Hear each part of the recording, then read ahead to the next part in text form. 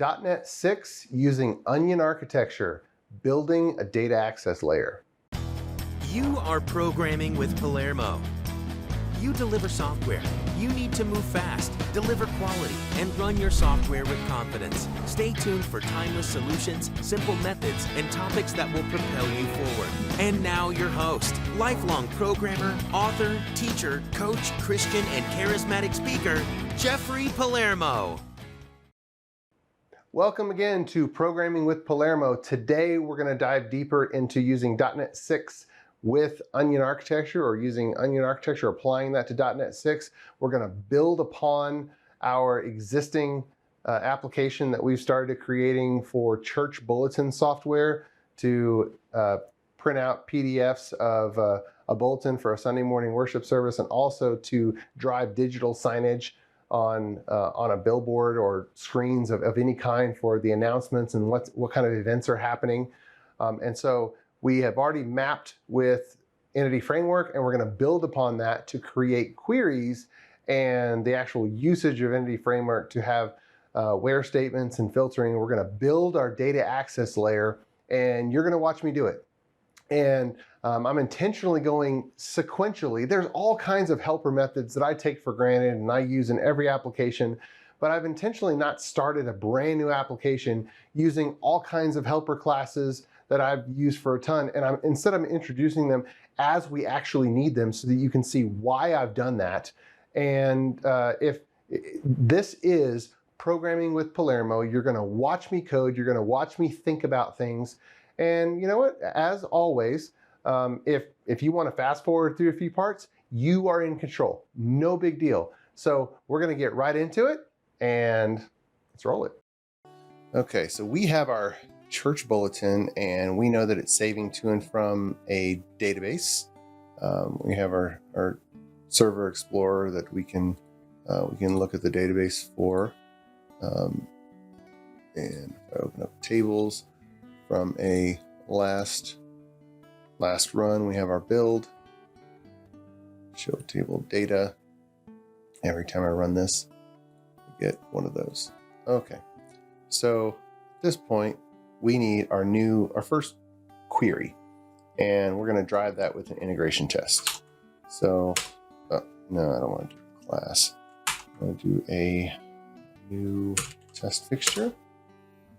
Okay, and it's going to be this is going to be a query. So I'm kind of deciding the name right off the bat. We're going to, we're just going to get, for now, we're going to get it by date and time. Let's do it, because I mean we could do a get all, but that's going to be, I mean, when are we ever going to do that? So let's see.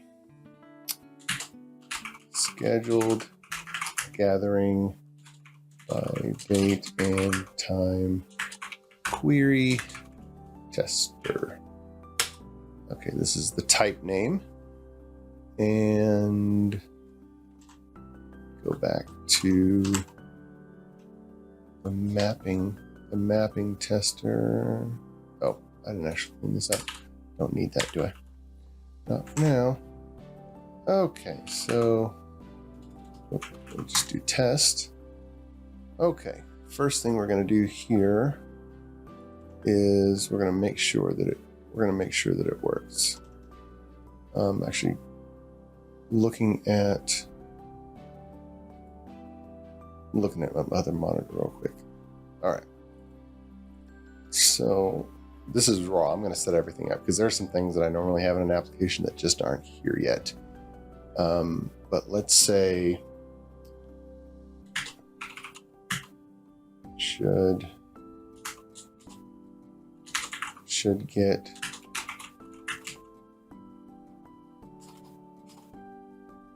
I don't need to repeat scheduled gathering in every method name, so we should get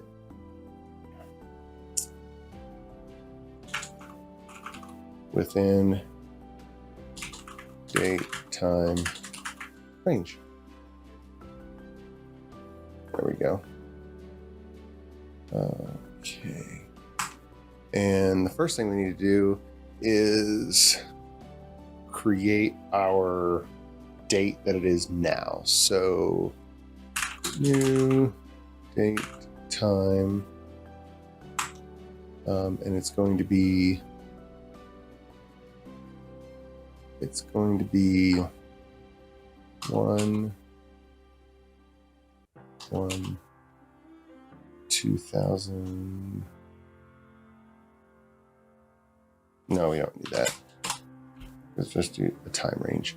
But we need to put some objects in the database. So new scheduled gathering. Scheduled gathering. Oh, statements.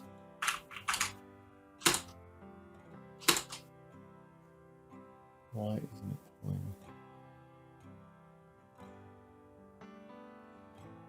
Oh, because we don't have a scheduled gathering yet, do we? We have a church bulletin. I haven't created that yet. Okay, we have a new church bulletin, and the name. I can't believe I messed up that. Church bulletin. Better name for that would be a scheduled gathering, because a church bulletin is a collection of these. So this really needs to be a scheduled gathering. Okay, this is raw. This is raw, folks. I am going to rename this right here now. So we're just going to put this in advance. It's a church bulletin item, not the actual church bulletin itself, because there's going to be multiple of these.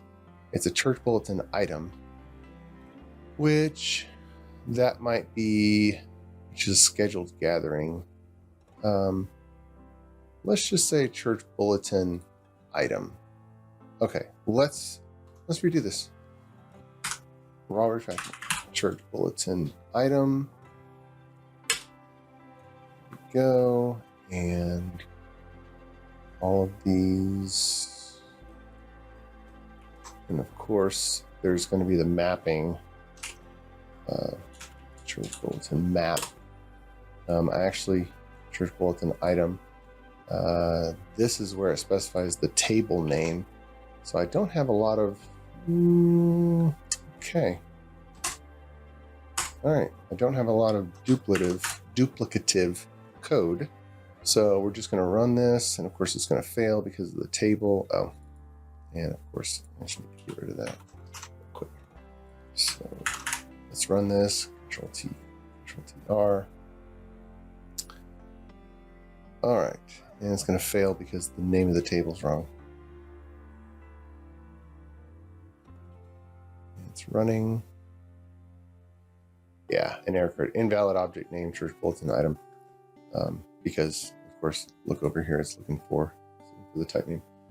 All right, so let's go over to our database update, and we're gonna modify.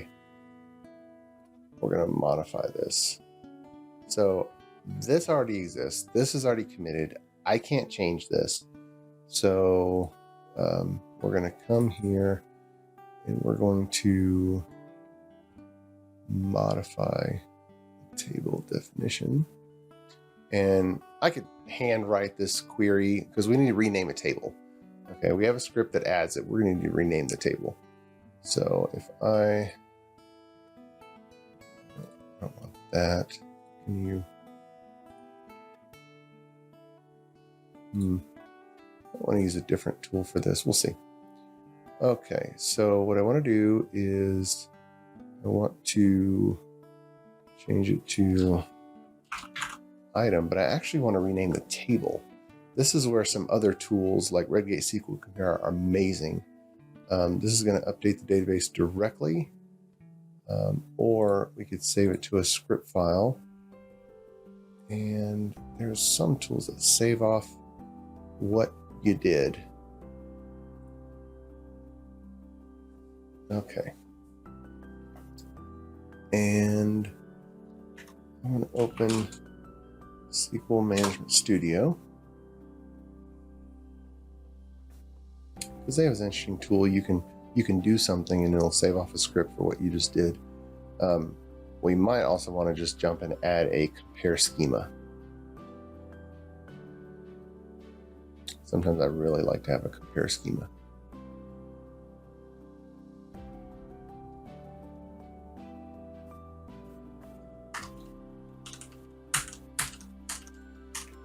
Okay, so see, I've got some Redgate tools here. Local DB, connect. We have, what do we have here? Church bulletin, tables, and we're going to design this table. You can script it out.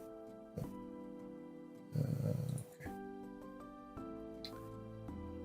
Design the table. And you know what, this might,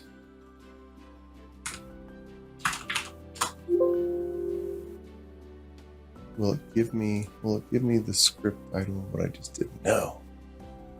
Okay. But of course, when we go back here, we're going to view the PowerShell window, our terminal.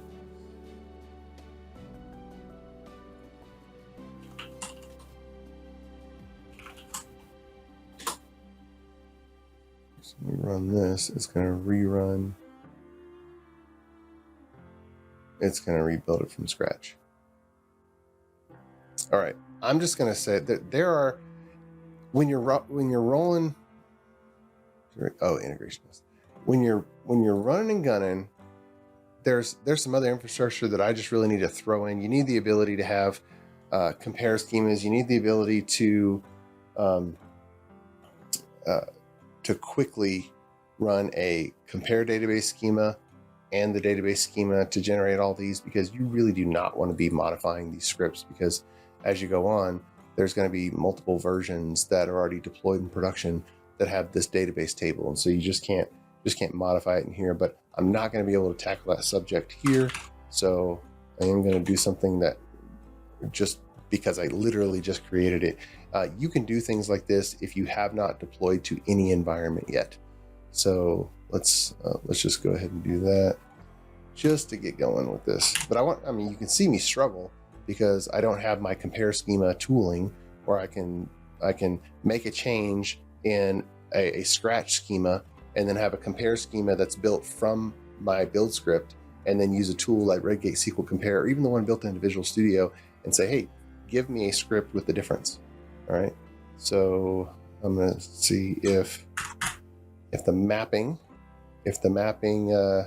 checks out, because I didn't run the script. I didn't run the build script again, and so it's going to fail because invalid name, church bulletin item. So now I'm going to run this again, which is going to rebuild the database.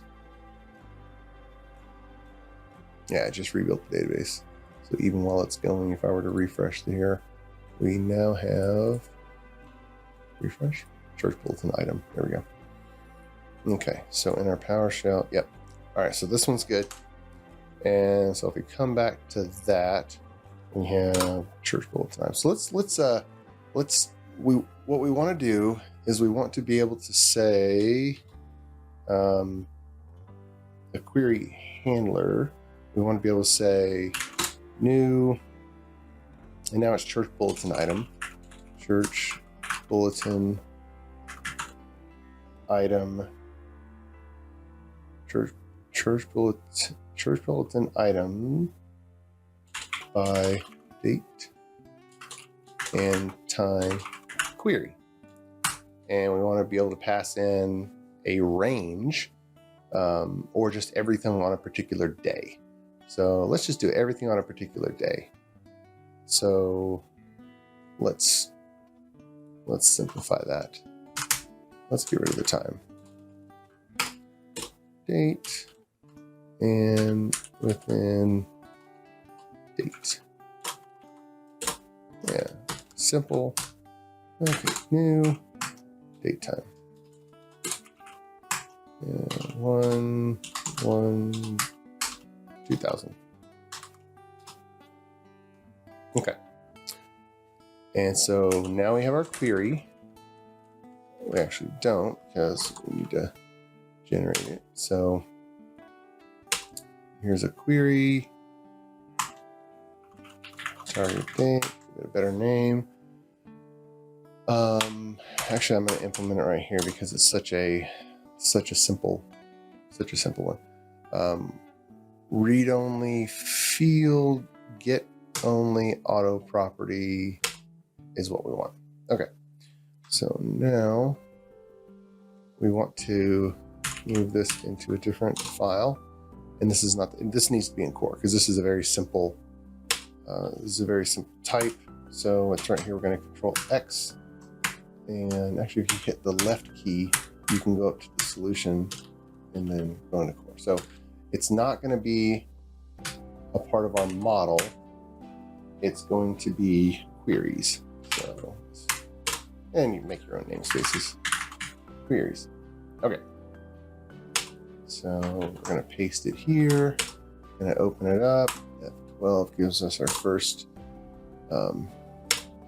problem. Modify namespace. Okay. Now we can Control F. Changed outside. Control. Okay. All right. So now we have that item, that query. What we want to be able to do is pull this out to a variable. What we want to be able to do is execute this query and send it to a handler. We want to be able to send it to a handler. Okay. So I want to handle this. So what we can do, so we need a handler for this, and okay, let's just, there is a pattern that we're going to need to add here for routing queries to handlers, but I'm not going to do it in this episode. But we need to say new. Oh, look at this. Scheduled gathering. So I'm not pair programming with you guys, so I need to catch my own mistakes. Church, bulletin, item. There we go. You would have caught it for me. All right, new church, bulletin, item, by date, handler. And we're going to pass in our query. And we're going to pull this off into a variable. And some of you may be familiar with a repository convention where you have repository objects around church bulletin items, and that repository would have multiple data access methods. That pattern falls down because then you have specialized methods that have specialized where clauses, and you're like, well, does this church bulletin item get the church bulletins along with a linked object or link table, and it just starts to get messy. So I much prefer having individual query objects and individual commands to do inserts and updates, and just have handlers for each one. Then we don't, because the grouping of a repository is kind of arbitrary, especially when you're not really using the repository pattern, which was meant to be a handling of a set of objects as a collection. Most people don't do that, but they call it repository pattern anyway. I much prefer this, which is kind of similar to, or in line with CQRS. So let's create this handler, create the type, and the query. Actually, I don't want it in the constructor. So I'm glad this is here. I don't want it in the constructor. I want it as I execute it. Handle query. That's what I want. This handle doesn't exist. And I'm coding forward in the test because compilation errors, I mean, they're test failures, but I like it to be able to compile. So we're going to move it to a new file. We're going to Control X, move it to data access, and we're going to access. Shift Alt L, Alt Enter. No. Control F4. Oh, Alt Enter. It's Alt Insert. What am I doing? A new namespace for handlers. And I might change that later. But let's get to the namespace and fix it. Data access. Oh, I have a problem with this data access project. Look at that. I did not fix my namespaces. You see how I fixed the namespaces in core? Just as a review. Programming with Palermo. There we go. Oh, my fat fingered something. Okay. I want this is really important to have your namespaces proper. So let's just do a sweep. Okay. So let's save. Let's close. You know, I'm just going to do a quick, just in case we end up with any code here. This is important for every project. Okay, here. Yeah, look at that. I missed the boat big time. All right, look how easy it is. And unit tests, Alt Enter. Oh, had it there. So data access core. Okay, but now we have several namespaces that we need to fix. Go to the namespace. Okay, that. Oh, because ReSharper changed it, I guess. All right, we got that. Oh, we don't need this. Surely we need it. Huh. Maybe it's in global. We're gonna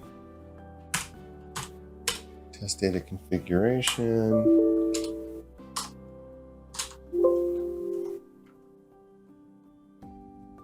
Okay, we don't need that. Next one is changing it.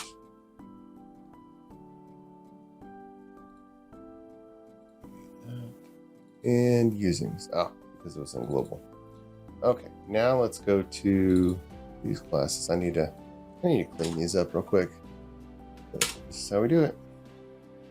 And you can, people define and replace. I'll delete on this guy. We don't need class 1. Do framework mapping. So you can see what I'm doing. Move it. Alt L. I could do a find and replace, but because there's so few, I'm gonna do it this way just so you can see.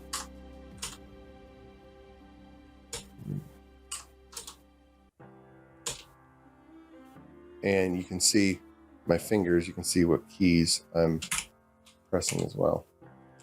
Okay, church bulletin map.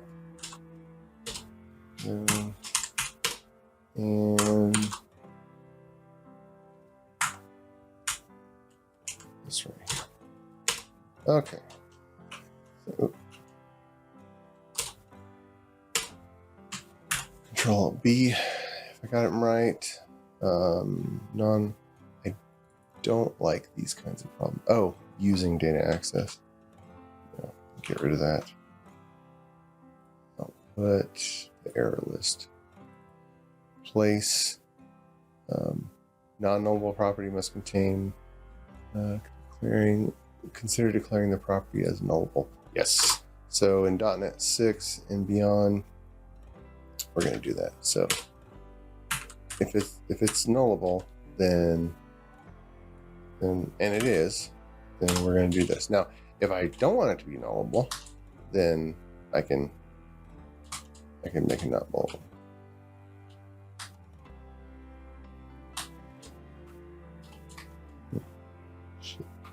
That's interesting. Okay, so save. Security policy, don't need that.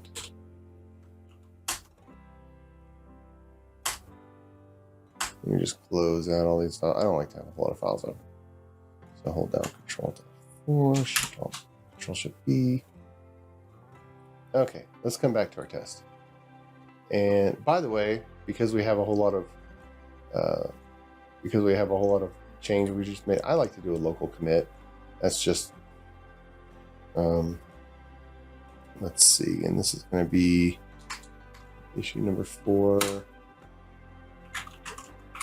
Refactor bit, church, bulletin, item, namespaces. And I do not need to push just yet, although if I don't do a pull request, then nobody's looking for it. So we have our, okay, handler.query, and this handler is going to return some set of church bulletin item. Okay, that's how I find classes quick. So items is that, of course, doesn't jive because there's no return item, so I'll code forward just to get it to compile. And of course, it did under the scenes, but if I do that, you see it can work. Okay, so now I need to do some asserts. So that is my, let's see, handler. This is my act. This is part of my arrange. And assert.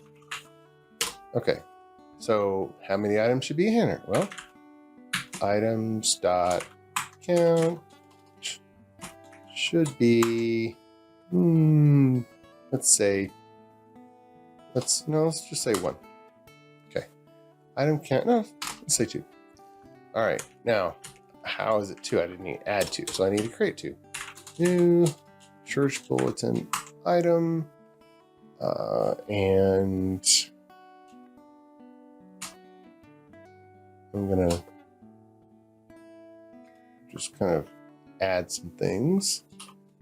Let's see, date equals new date 1. Okay, so that's the one that we're gonna have. All right, and we're gonna pull this off into its own variable, and that's gonna be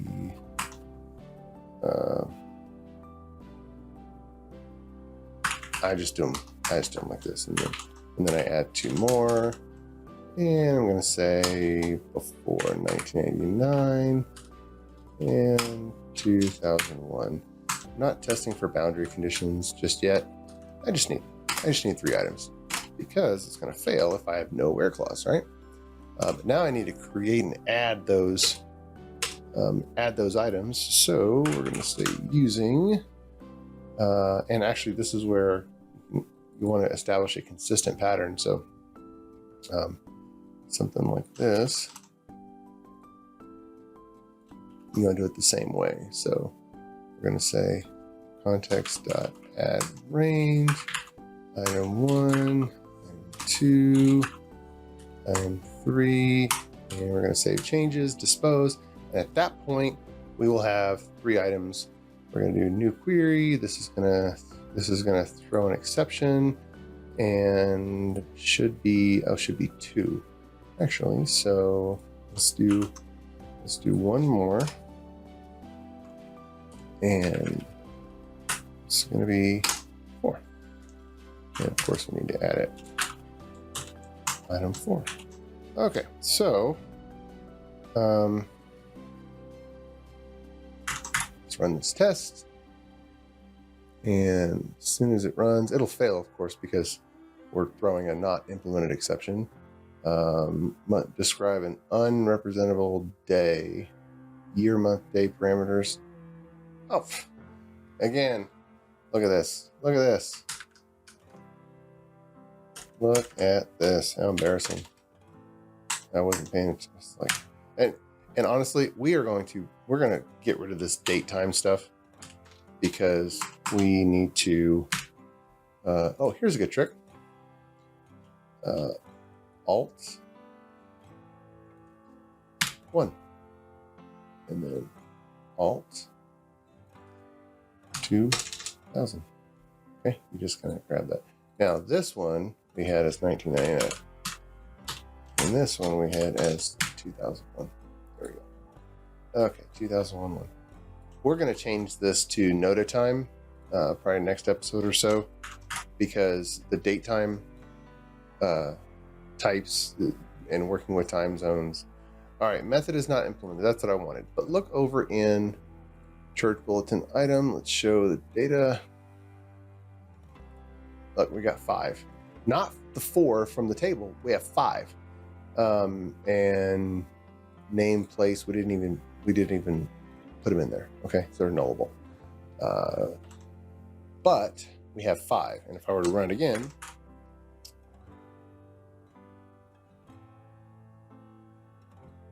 okay, let's refresh this.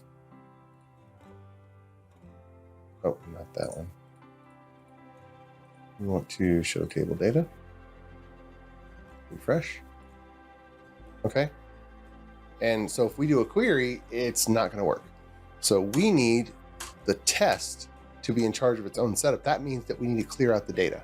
So we need something kind of like empty database. You're going to need this anytime you're doing stuff. So let's just create a method called empty database, and then we're going to do it now. We're going to create a method, and I'm just going to get a helper class that I've used a lot, and we're going to call it the database emptier. So let me just go in integration test, create a new class. We're going to call it the database emptier, and we're going to paste it in here. And up top, we have some things like get context. Okay, let's modify this because we have this guy. Okay, so data context right there, execute raw SQL. Okay, this is an extension method on a data context. So we are going to import from Entity Framework Core, and then let's see if there's any other using statements. SQL executor. Okay, there's another helper. Because we're actually going to, if you look at this, this is actually a really old query that people have been using for a long time.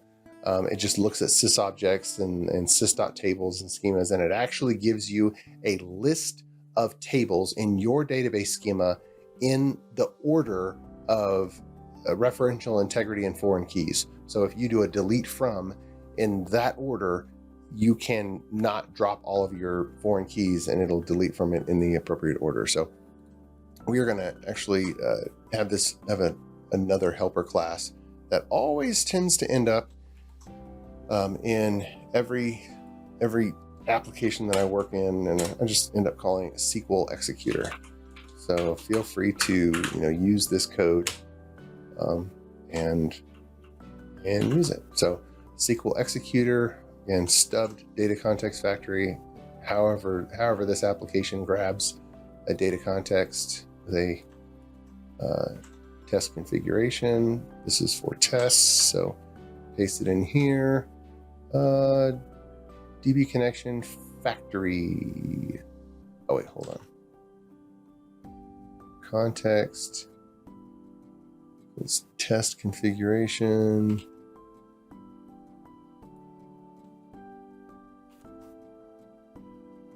Oh, this is the factory.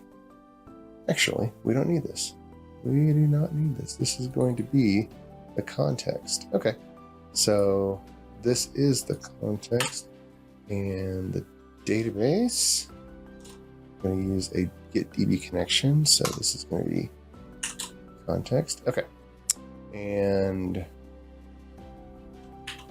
that's what we need there. All right, so we're going to delete all data. Okay, let me just walk you through this class. ignored tables. Now, I always put US underscore applied database script in here because and sys diagrams, your whatever you want to ignore. You see we have USD underscore applied database scripts. You don't want to modify your history table. Okay. And then we have a primary key table. We have a relationship as a structure. And then we have code. I'm not going to go through all of this, but effectively we are going to get a list of relationships based on sys objects, tables, schemas, all that stuff. And we're getting it in order so that we can execute a we're gonna select from there in order. And then this method up here, delete all data, it's going to execute raw SQL, which is the delete SQL. All right, so if I save this and now come back to it, and we're gonna, actually that's not where we were right here. We're going to do an empty database. So in our empty database, we're going to say new database emptier dot delete all data. And this helper method will eventually refactor it out because we'll use it in a lot of different places. But we're going to empty the database, and then we're going to keep going. Should get within date. All right, not implemented. There we go. But if we go back to our show table data, now we have just the 4 that we used. Okay, just the 4.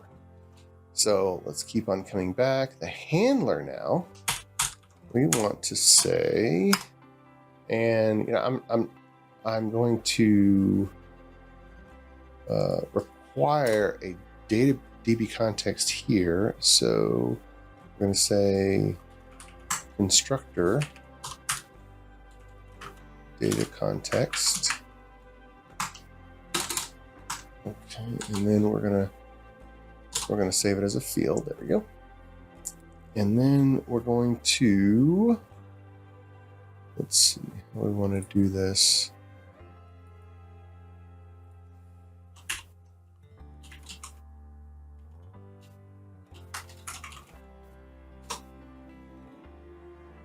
You know what?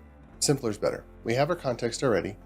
So we're going to just say context dot, and we're going to use the set of church bulletin item.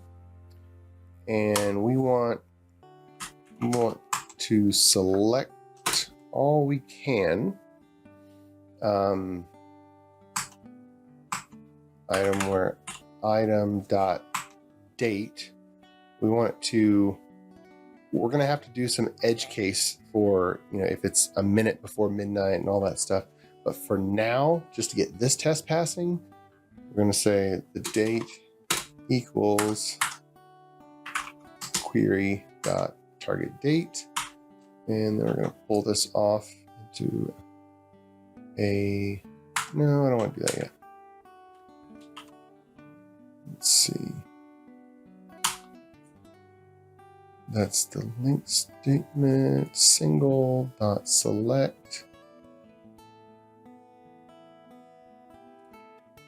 I think we're going to do the where first.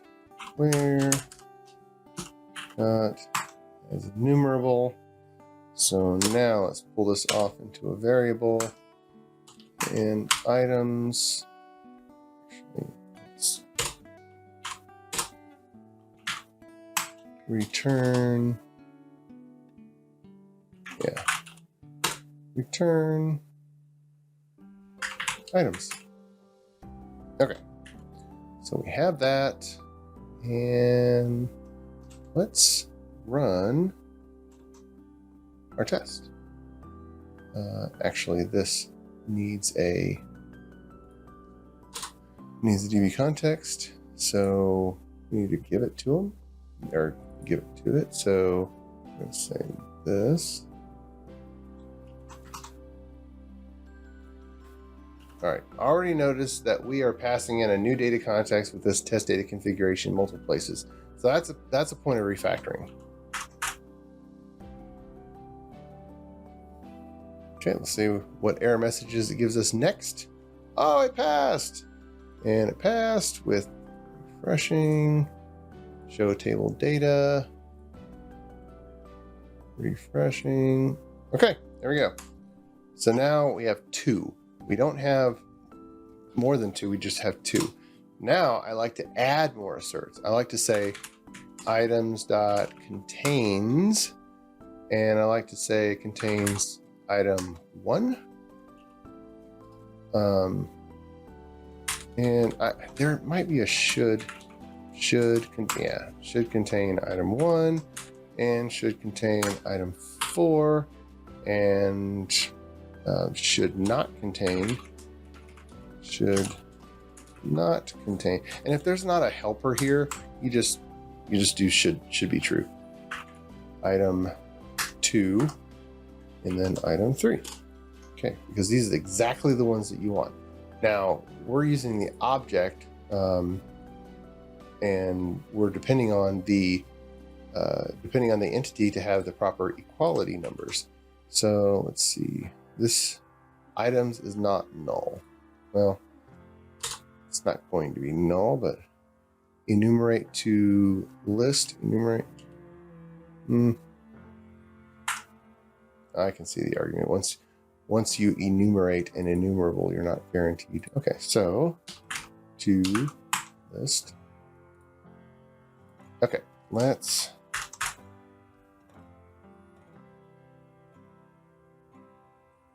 run through. Okay, so that is our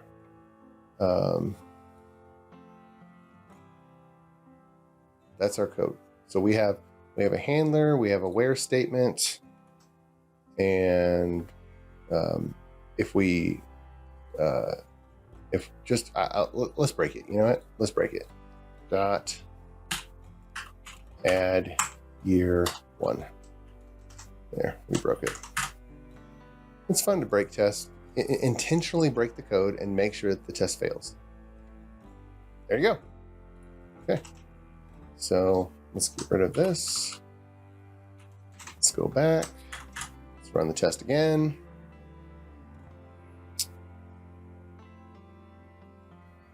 All right, there we go. So now let's commit our changes.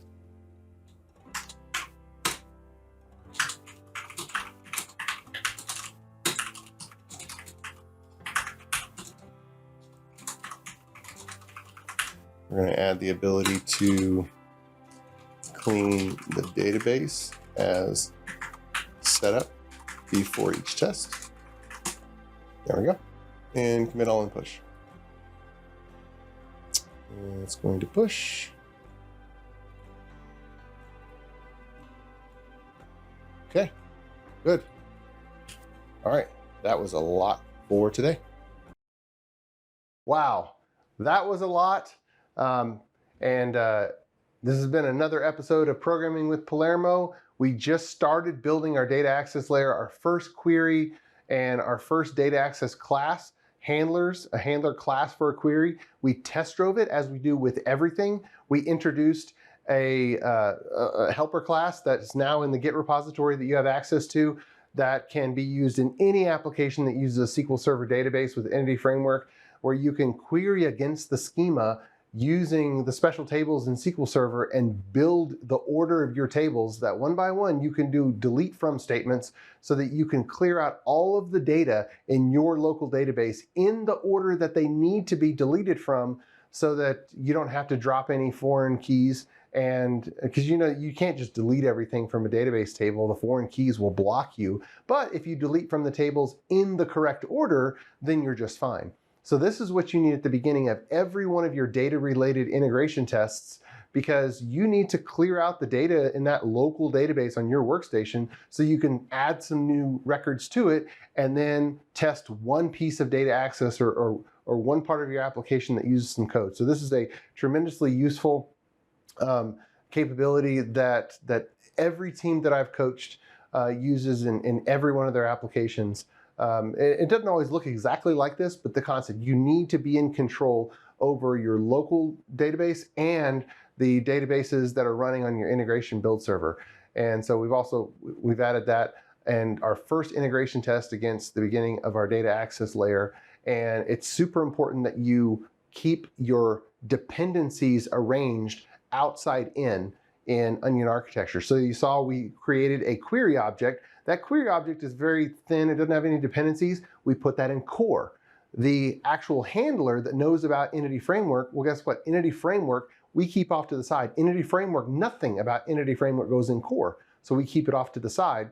And code that is bound to Entity Framework, like that handler, now it's only one executing 2 lines of code, but that goes in our data access project, which has a reference to that interface to the database, data access interface. Remember, Onion architecture, we have a core project which grows and grows and grows and grows and grows with no references, no dependencies to interfaces. And then we have other projects that wrap and manage key interfaces and have code that is inextricably linked to those interfaces. So right now, we've been building upon our data interface, and that's why we have our data access project. So stick with us. Thank you for programming with Palermo. You've been watching Programming with Palermo, your primary place for highly productive programming protocols and practices. Remember, you have what it takes. You can do this. You are a programmer, formed by God Himself and called to this profession for a purpose. You can catch every episode at palermo.network as well as syndicated locations nationwide. We're so glad you tuned in. Until next time, may God bless you, and thanks for Programming with Palermo. Programming with Palermo has made a special arrangement with Marketplace Chaplains. Besides programming challenges, we all face issues in life where we need some help. If you'd like, you can call a chaplain confidentially. To speak with a gentleman, dial 512-923-8178. Or to speak with a lady, dial 512-619-6950. The show won't know you called, and everything is kept in strict secrecy. This is a free service, available if you or a friend need it.